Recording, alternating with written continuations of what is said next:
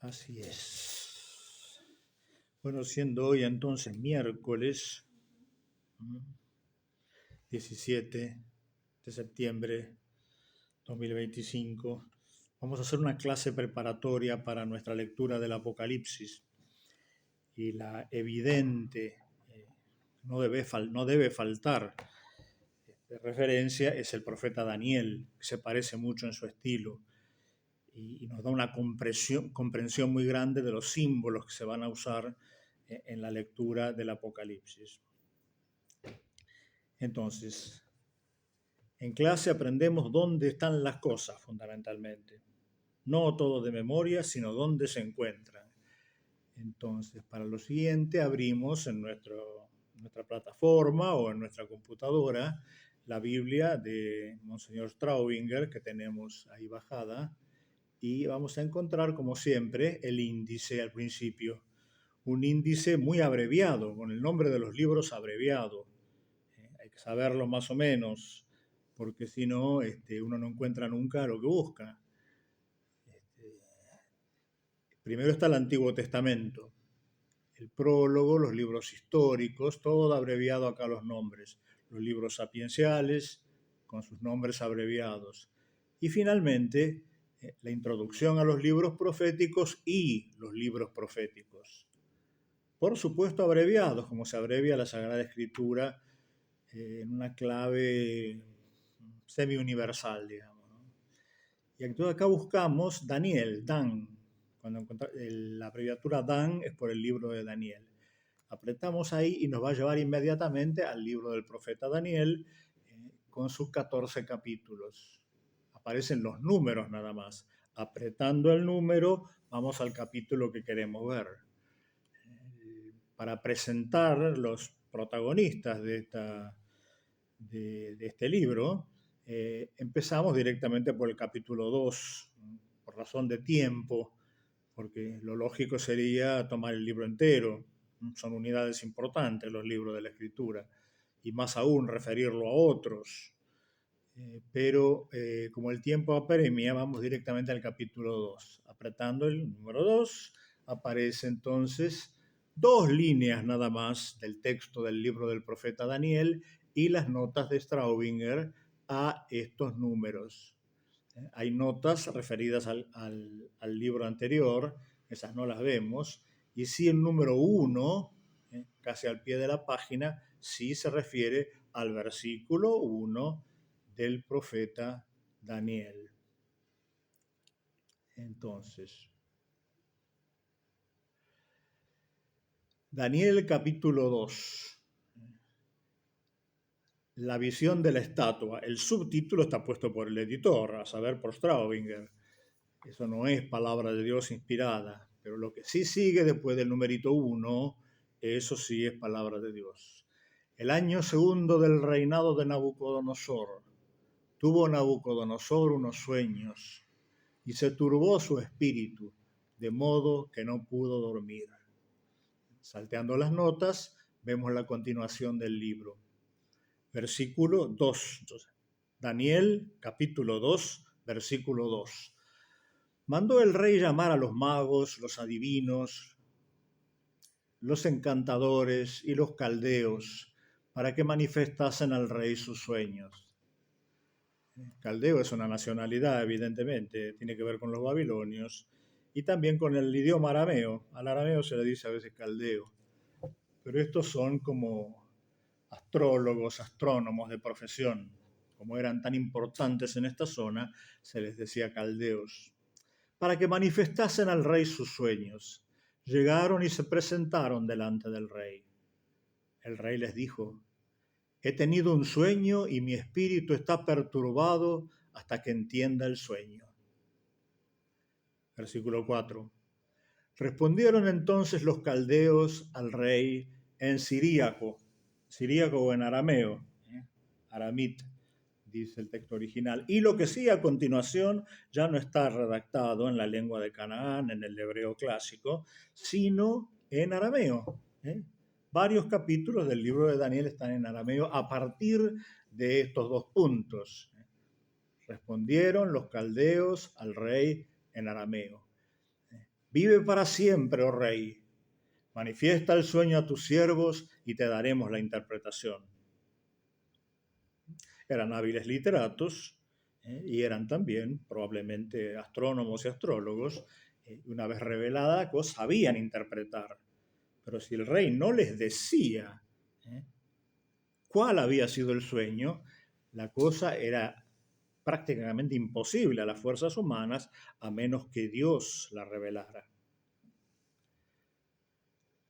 Versículo 5. Replicó el rey y dijo a los caldeos: es cosa resuelta de mi parte. Si no me manifestáis ese sueño y su interpretación, seréis hechos trozos, vuestras casas serán convertidas en cloacas. Si en cambio me hacéis saber el sueño y su interpretación, recibiréis de mi parte dones y presentes y grandes honores. Por lo tanto, manifestadme el sueño y su interpretación. Ante la imposibilidad evidente, versículo 7, respondieron ellos por segunda vez y dijeron: diga el rey el sueño a sus siervos y daremos a conocer la interpretación. Versículo 8, repuso el rey y dijo: bien sé que queréis ganar tiempo, porque veis que lo que os digo es cosa resuelta de mi parte. Versículo 9, por lo cual, si no me hacéis saber lo que he soñado, caerá sobre vosotros una misma sentencia. Salteando unas líneas, decidme el sueño y sabré que podéis darme también la interpretación. Claro, está exigiendo una intervención divina, lo está poniendo a prueba gravemente, a ver si realmente tienen una relación real con la divinidad que les pueda manifestar incluso el contenido del sueño mismo. Respondieron, versículo 10, los caldeos ante el rey y dijeron: no hay hombre sobre la tierra que pueda indicar lo que el rey exige. Como tampoco jamás rey alguno, por grande y poderoso que fuese, pidió cosa semejante a ningún mago, adivino o caldeo. Versículo 11. La cosa que pide el rey es difícil y no hay quien pueda indicarla al rey, salvo los dioses que no moran entre los mortales. Esa es la tragedia, ambivalencia del paganismo. Reconocen la existencia de dioses, criaturas sobrehumanas, ángeles y posiblemente el creador de ellos, el Dios vivo. Pero no lo puede, ellos no tienen posibilidad de relacionarse con él, ni de pedirle, ni de tratarlo de persona a persona.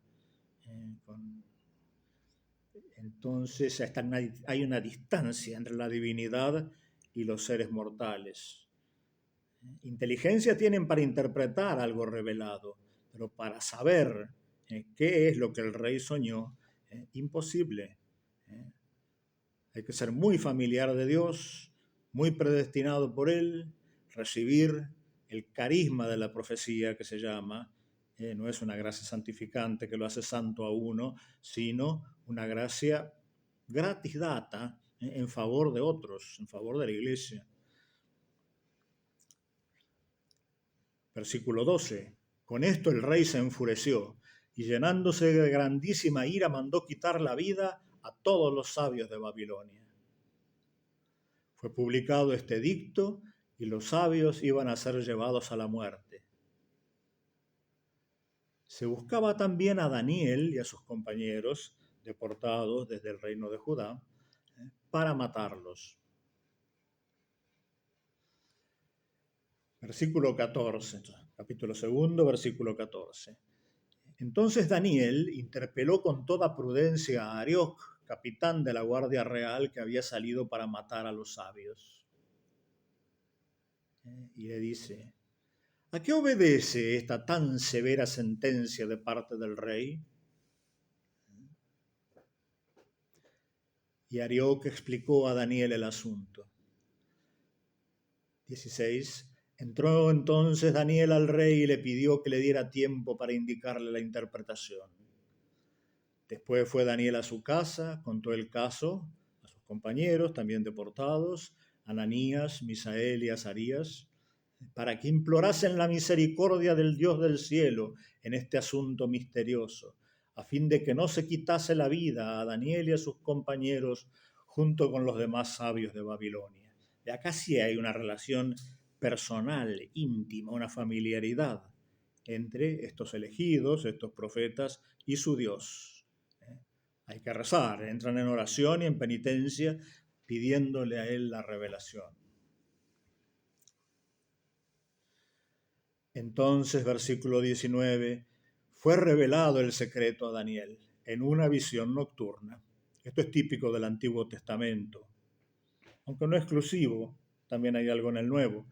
Pero en el Antiguo Testamento, cuando no conocíamos a Cristo aún, muchas veces Dios se revelaba a través de sueños, no como los sueños nuestros, sueños de absoluta certeza, sobre los cuales la persona que soñaba no podía dudar, sueños que se imprimían de modo infalible en el profeta.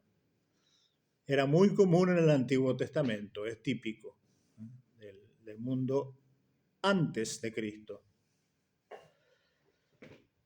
Fue revelado el secreto a Daniel en una visión nocturna, y Daniel bendijo al Dios del cielo. No corre como nosotros rápido a revelarle su tesoro al rey. Primero, agradecimiento a Dios.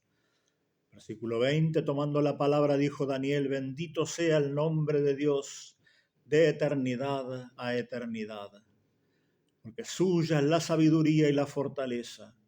Él cambia los tiempos y los momentos, quita reyes y los pone, da sabiduría a los sabios y ciencia a los inteligentes.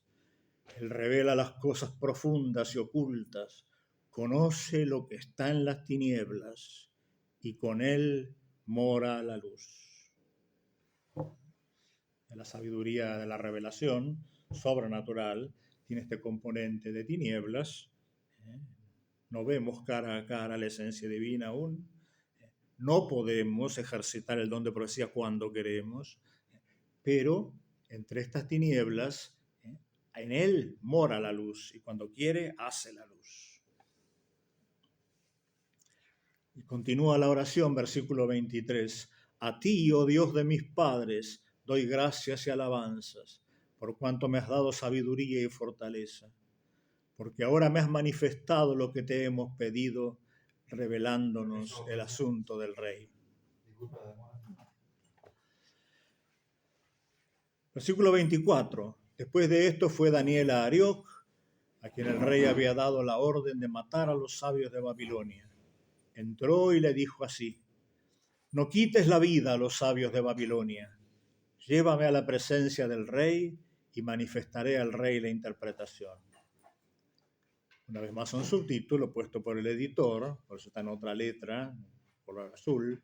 Daniel revela al rey el sueño. Entonces dice así el ministro: he hallado un hombre de los cautivos de Judá que dará a conocer al rey la interpretación. Tomó el rey la palabra y dijo a Daniel, cuyo nombre, Daniel es un nombre hebreo, por supuesto, ¿no? Juez, Dios, cuyo nombre babilonio era Baltasar, que significa algo así como señor y príncipe. ¿Eres tú capaz de hacerme conocer el sueño que he visto y su interpretación? Respondió Daniel ante el rey y dijo: el secreto cuya interpretación pide el rey no lo pueden manifestar los sabios, ni los adivinos, ni los magos, ni los astrólogos. Pero hay un Dios en el cielo que revela los secretos y que da a conocer al rey Nabucodonosor lo que ha de suceder al fin de los días. He aquí tu sueño y las visiones que ha tenido tu cabeza en tu cama. Versículo 29. Tú, oh rey, estando en tu cama, pensabas en lo que sucedería después de estos tiempos. El que revela los secretos te hizo saber lo que ha de venir. Y a mí me ha sido descubierto este secreto, no porque haya en mí más sabiduría que en todos los vivientes, sino a fin de que se dé a conocer al Rey la interpretación y para que conozcas los pensamientos de tu corazón. Interesante la finalidad que invoca aquí Daniel ante el Rey. Para que el Rey conozca que hay una sabiduría inaccesible a los humanos en Dios, y para que conozcas los pensamientos de tu corazón, conocer la inteligencia divina y la inteligencia humana. Esa es la perfección de la profecía. Y también de la intimidad divina, también en el Nuevo Testamento. Entonces, versículo 31, acá narra el sueño. Tú, oh rey, estabas mirando y veías una gran estatua. Esta estatua era inmensa y de un esplendor extraordinario. Se erguía frente a ti y su aspecto era espantoso. Espantoso en el sentido de admirable, ¿no? Llamativo. 32. La cabeza de esta estatua era de oro fino, su pecho y sus brazos de plata, su vientre y sus caderas de bronce, sus piernas de hierro, sus pies en parte de hierro y en parte de barro. Mientras estabas todavía mirando, se desgajó una piedra, no desprendida por mano de hombre, e hirió la imagen en los pies, que eran de hierro y de barro, una cosa débil, frágil, y los destrozó. Entonces fueron destrozados al mismo tiempo el hierro, el barro, el bronce, la plata y el oro, la estatua entera, ¿no? Y fueron como el tamo de la era en verano, se los llevó el viento, de manera que no fue hallado ningún rastro de ellos, de los reinos de la tierra. Pero la piedra que hirió la estatua, la intervención divina, la piedra que hirió la estatua se hizo una gran montaña y llenó toda la tierra. La interpretación, versículo 36. Este es el sueño, y ahora le daremos al rey la interpretación. Tú, oh rey, eres rey de reyes, a quien el Dios del cielo ha dado el imperio, el poder, la fuerza y la gloria.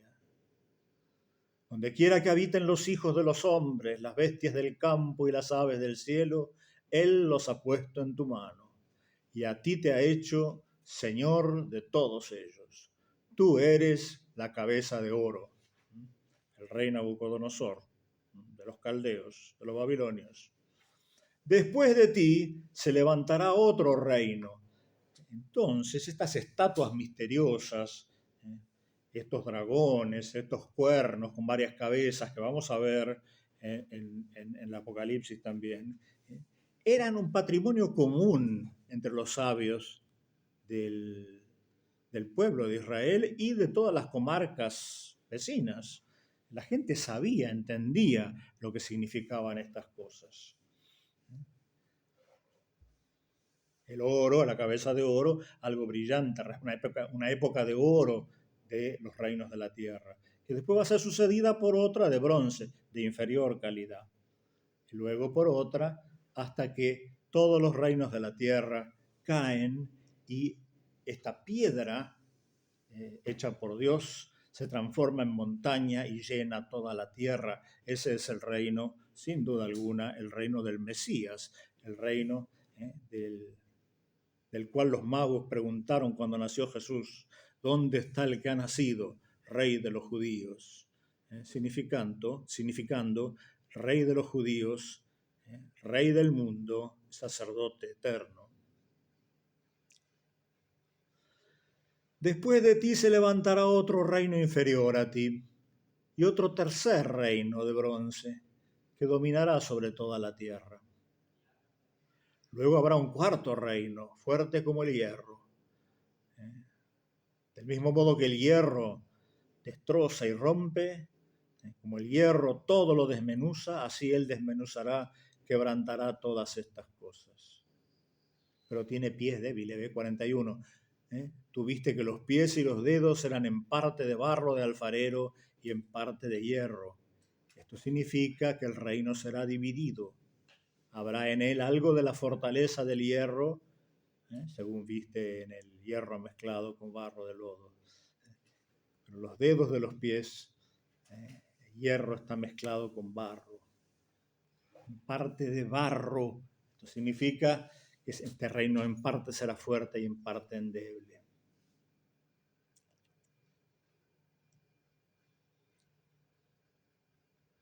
Y ahora una referencia, siempre en boca de Daniel, profeta, una referencia al reino de Dios, que va a sustituir a todos los reinos de la tierra. Versículo 44. En los días de aquellos reyes, el Dios del cielo, esto es típico de la época del profeta Daniel, de la profecía tardía. Antiguamente en el pueblo de Israel no se lo llamaba tanto Dios del cielo. Cuando ellos ya ingresan a Babilonia, a Persia, a Grecia, a Roma, al norte del África, empiezan a predicar al Dios vivo con este nombre, Dios del cielo, como para el primer llamado a los gentiles a la conversión. Hay un solo Dios, el Dios del cielo. El Dios del cielo suscitará un reino que nunca jamás será destruido y que no pasará a otro pueblo. Quebrantará y destruirá todos aquellos reinos, en tanto que Él mismo subsistirá para siempre. Conforme viste que la montaña se desprendió una piedra, no por mano humana, y desmenuzó el hierro, el bronce, el barro, la plata y el oro. El gran Dios ha mostrado al rey lo que ha de suceder en el porvenir. Son profecías, en el sentido más estricto, lo que ha de suceder en el futuro. El sueño es verdadero y es fiel la interpretación. Entonces hay una primera conversión del rey Nabucodonosor.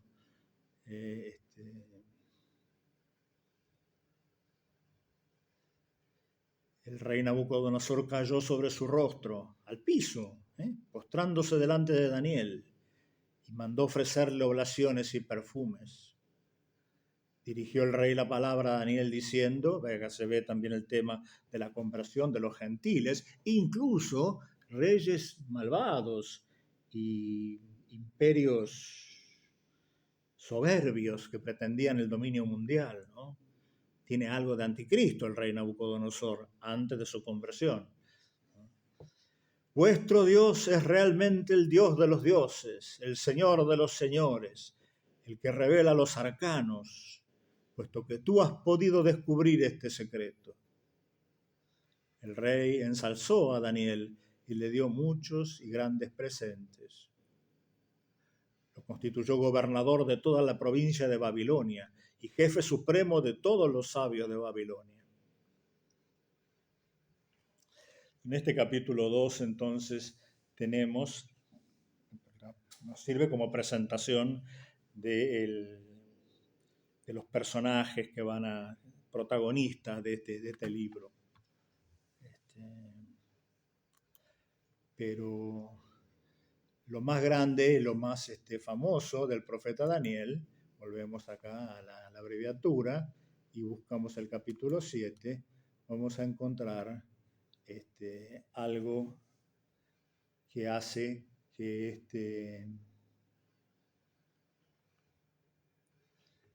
este capítulo del libro de Daniel sea permanentemente tenido en cuenta por los sabios y piadosos del Antiguo Testamento, ¿no? Una vez más, ¿no? Tenemos un sueño y su interpretación.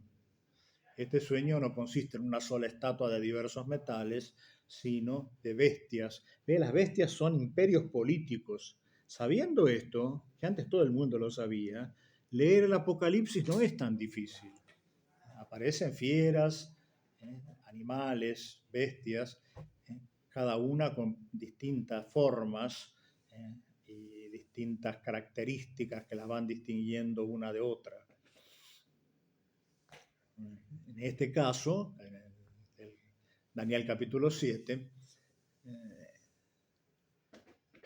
así es, subieron del mar 4 grandes bestias, diferentes una de otra. La primera era como león, tenía alas de águila. Mientras estaba todavía mirando, le fueron arrancadas las alas. Fue levantada de la tierra y puesta sobre sus pies como un hombre, y se le dio un corazón de hombre. Un poderoso imperio que conoce un gran esplendor, después es levemente disminuido en lo material, pero se le da un corazón de hombre, como deben ser los entes políticos, un corazón misericordioso, comprensivo y paterno. Versículo 5. Y vi otra bestia, la segunda, semejante a un oso.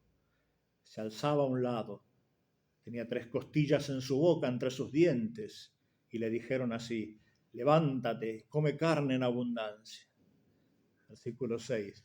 Después de esto seguí mirando y vi otra, semejante a un leopardo, con 4 alas de ave en sus espaldas. Tenía esta bestia 4 cabezas. Esto no debe ser, ya lo insisto siempre, no debe ser tomado como un cuadro que uno pinta, con un animal misterioso y aterrador con 4 cabezas. Se trata de simbolismo discontinuo. Es un imperio y tiene 4 regiones importantes, 4 capitales, 4 instancias, instituciones que lo caracterizan. En cuanto a la explicación de estas fieras, hay un consenso de los padres que está en la nota de Straubinger, que es chiquita, esta letra en letra chiquitita aquí. Entonces aquí tenemos primero en el número 4, que es la nota al versículo 4, como león. Este león es el imperio caldeo, dice ahí en la primera línea nomás. Nabucodonosor es figurado como león. Pero si bajamos a la nota siguiente, la número 5, tenemos el oso. El oso suele explicarse como correspondiente al segundo imperio. La mayoría lo aplica al reino de los medos y persas, aunque hay algunos que subdividen en 2 a este imperio. Nota al versículo 6. Por el leopardo, en cambio, se entiende en general el imperio de Alejandro Magno. Las 4 alas denotarían la velocidad de sus conquistas, impresionante. A los 30 años había dominado el mundo ya. Y las 4 cabezas, su división en 4 reinos. A la muerte de Alejandro, 4 de sus grandes generales se dividieron el imperio en 4 reinos muy importantes cada uno, muy importantes. Los más importantes, Grecia misma, Siria y Egipto, ni más ni menos, con toda la herencia sapiencial y cultural que tenía. Todo esto había sido ya helenizado, se dice, transformado en parte de un gigantesco imperio griego, el imperio del Logos, como decían los generales de Alejandro mismo, y sobre todo el maestro de Alejandro, Aristóteles. Entonces ahí tenemos mínimo en estas notas de explicación de qué son estos reinos que se suceden unos a los otros. Es así. Versículo 7. Después de esto continué mirando la visión nocturna y vi una 4ª bestia, espantosa y terrible, extraordinariamente fuerte, que tenía grandes dientes de hierro. Devoraba y desmenuzaba. Lo que sobraba lo hollaba con los pies. Era diferente de todas las bestias anteriores y tenía 10 cuernos, 10 potencias, 10 provincias, 10 capitales. Para ellos era claro. Estas fieras son imperios. Los cuernos significan poderes en todo el mundo antiguo. Sacada del toro, la imagen, el símbolo de la fecundidad y del animal divino. El cuerno es lo mismo que poder y es lo mismo que corona. Si ustedes se fijan, cuerno y corona tienen las mismas consonantes en castellano y en todos los idiomas antiguos también. Era como coronas, poderes. Para el moderno es difícil de entender. A nosotros no tenemos alta estima por la palabra cuerno, pero los antiguos sí, equivalía a corona. Estaba yo contemplando los cuernos cuando divisé otro cuerno pequeño que despuntaba entre ellos. y le fueron arrancados 3 de los primeros. Y aquí que había en este cuerno ojos como ojos de hombre y una boca que profería cosas horribles. De un país pequeño, una potencia relativamente pequeña en comparación a las anteriores, aparece una potencia nueva que sin duda alguna, por el contexto, nos refiere a lo que nosotros decimos del anticristo. Tiene ojos de hombre y una boca que profería blasfemias, cosas horribles. Las notas de Straubinger a continuación iluminan mucho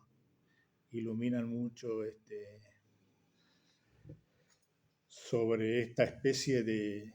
Es una teología de la historia, ¿no? Una interpretación general de la historia desde los tiempos remotos del Imperio Babilónico hasta la llegada del Mesías.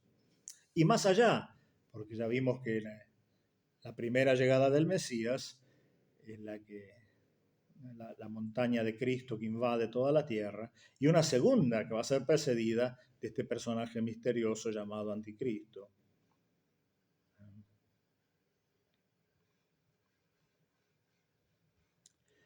Acá lo que interesa es el versículo 13 y el 14, saber absolutamente de memoria de las profecías más importantes que hay, el nacimiento da a luz una virgen madre, Isaías 7:14. Y esta otra, importantísima, donde aparece la expresión hijo del hombre, que es la que a Cristo le era más querida. Él cuando hablaba de sí mismo se llamaba hijo del hombre. Esta otra, la profecía del hijo del hombre, está en Daniel 7:14. Es fácil de retener los números. Isaías 7:14 para la Virgen Madre. Daniel 7:14 para el hijo del hombre. He aquí que vino sobre las nubes del cielo uno parecido a un hijo del hombre, un hijo de hombre. Esa palabra es muy frecuente en los profetas, Ben Adam en hebreo, hijo de hombre, Adam es hombre, ¿no? Hijo de Adán o hijo de hombre. Pero esta parte de la escritura está redactada en arameo, entonces acá no está Ben Adam, acá está Bar Enash. Bar es lo mismo que Ben, hijo, y Enash es lo mismo que hombre. Sin el valor prototípico de la palabra Adán, ¿no? Uno parecido a un hijo del hombre, el cual llegó al anciano de días. El anciano de días es Dios Padre, ¿eh? El eterno. Traducido al moderno sería el eterno, anciano de días. Nunca no existió, siempre estuvo ahí, eternamente. Y eternamente estará. Era, es y será. Y viene este parecido a un hijo del hombre y se presenta junto a él. Y le fue dado al hijo del hombre. A él se le dan todos los atributos del anciano de días. Le fue dado el señorío, la gloria y el reino. Pero no como cualquier reino, como estos otros anteriores recién descritos. Todos los pueblos y naciones y lenguas le sirvieron. Su señorío es un señorío eterno. Reino podría decirse también, ¿no? Su reino es un reino eterno que jamás acabará. Su reino nunca será destruido. Prácticamente coincide con las palabras del ángel Gabriel a María Virgen. Dios le dará el trono de David su padre y su reino no tendrá fin. Esta es entonces para iluminar no solo Daniel 2, sino también Daniel 7, que es la profecía más grande del libro. Donde está este personaje famoso, el Hijo del Hombre. Nombre, ya les digo, favorito de Jesús para referirse a sí mismo. Nadie jamás le dijo a Jesús Hijo del Hombre, solamente él a sí mismo. Y San Esteban antes de morir, el protomártir, el primer mártir antes de morir, dice, veo el trono de Dios y al Hijo del Hombre sentado a su derecha. Nada más. Ni en el Nuevo Testamento, ni en los padres, ni en apostólicos y apologetas, es un nombre muy exclusivo de Cristo para referirse a sí mismo. Refiriéndose a esta profecía, si él tiene esta clase de reino eterno, con toda la gloria y el reino del anciano de días, es igual a Dios Padre. Nadie puede recibir todo el poder del anciano de días. El que recibe todo en su plenitud es porque es igual, no menor. Entonces, esto hace al conocimiento de las profecías más importantes. Hay muchas más que podríamos ver en el Antiguo Testamento, pero nos limitamos a estas dos por razón de que nos van a servir para interpretar el libro del Apocalipsis que nos concierne en este semestre.